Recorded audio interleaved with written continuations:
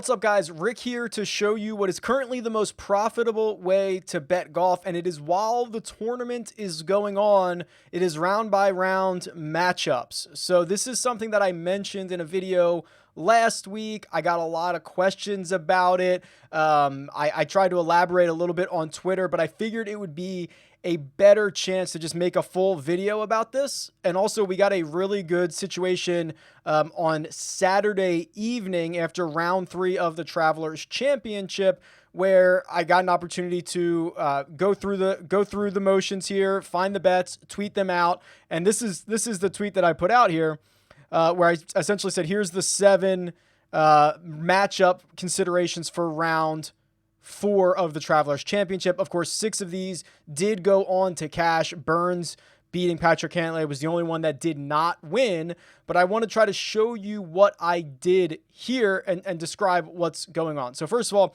the easiest way to do this is via the live leaderboard on RickRunGood.com. So I will put the link in the description. This is a free tool. It probably shouldn't be free, quite frankly. It was a tool that I created a long time ago. It's gone through many iterations, but it allows you to see while the tournament is going on every 15 minutes, players' positions, how many DraftKings points, and what their strokes gained numbers are. So this is what I use for these round-to-round matchup bets. And so I'll put the link in the description, but here's what I did. So last night, so I'm just going to change the filter on this to show you through 3 rounds. Okay, so this is going back to the end of 3 rounds. So this is what I would have done Saturday night. Now you'll do this after Thursday night, after Friday night, after Saturday night, to see which matchups that you want. And what you're looking for are golfers who are playing really well tee to green, right here, strokes gained tee to green, T2G, and are not putting well. Guys that are losing a lot of strokes, a big negative number in putting. In theory, the guys that are hitting it very well to get on the green and not putting, that's quickly going to turn around, or is more likely to turn around than someone who is gaining all of their strokes by putting. That's just a hot putter. That's not sustainable round to round, especially if you're hitting it poorly. Okay, so we've talked about this a million times. Putting is the most volatile of all statistics. So if your guy is going really, really well putting, it's unlikely that he keeps that going. And if he's going really, really poorly putting, it is also unlikely that he keeps that going. So here's what I did. I open up, whichever place you go to make your wagers, and I type in each one of the matchups, the head-to-head matchups that are being offered. Almost always they are just guys that are at the same starting position, starting score for that round, or usually almost entirely they're playing together. Okay, they're in the same group. So Sunday at the Travelers Championship, they went off in pairs, obviously. So this makes the matchups very, very easy to follow as well. So I'll just go through and type in each matchup, and I'll show you what I'm looking for. Now, I don't have the list of all of the available matchups. I'm not betting every single matchup. Some of them I look at and I'm like, there's nothing here. So let me just run through the ones that we ended up settling on. So we did Shane Lowry and Sung Jae. So if you type in names here with a comma, it'll bring up both of them. So then I'm going to sort by strokes gained tee to green here so that I have the better tee to green players first.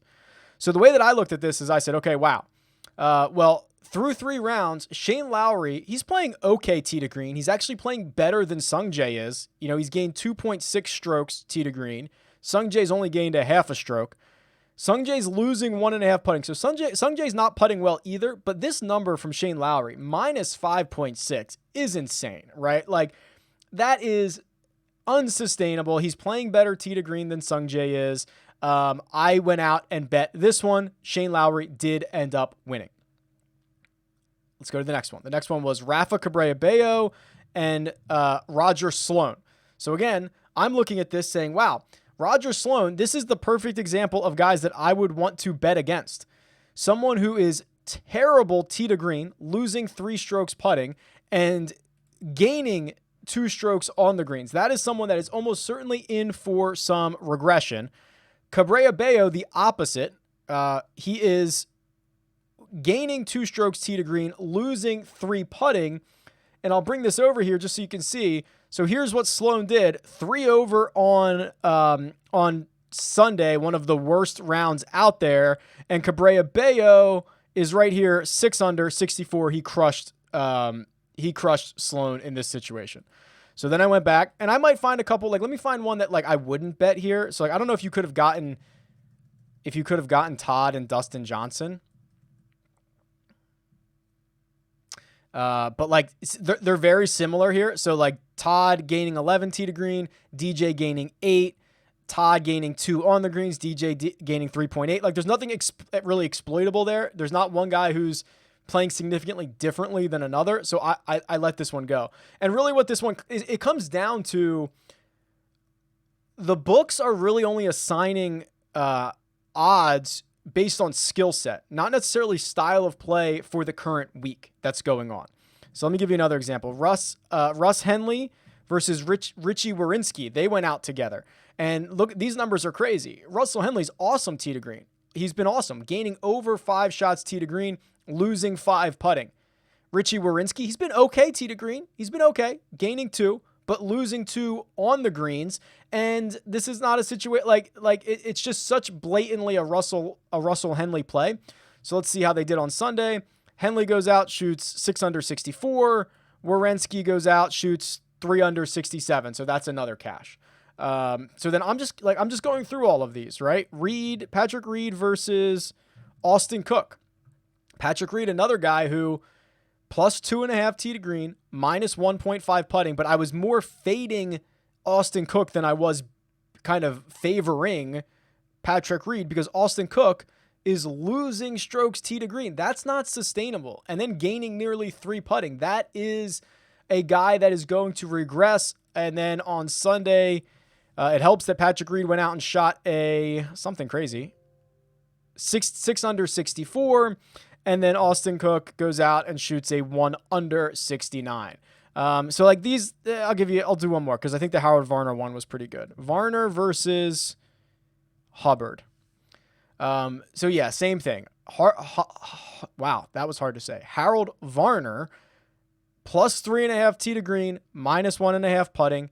Hubbard, plus 2 putting, minus a quarter of a shot tee to green. I mean, it's not really rocket science. It's just having a tool that you can go use in rounds, which you can use this one before the round starts. I've got another tool that's available on the site as well, but before the event starts. But this is like during live play, this is a really great tool. So it's really all about just knowing where you can get the resource, which I'll link in the description below, rickrungood.com. It's my website. And then knowing what to look for. And we went 6 of 7 today.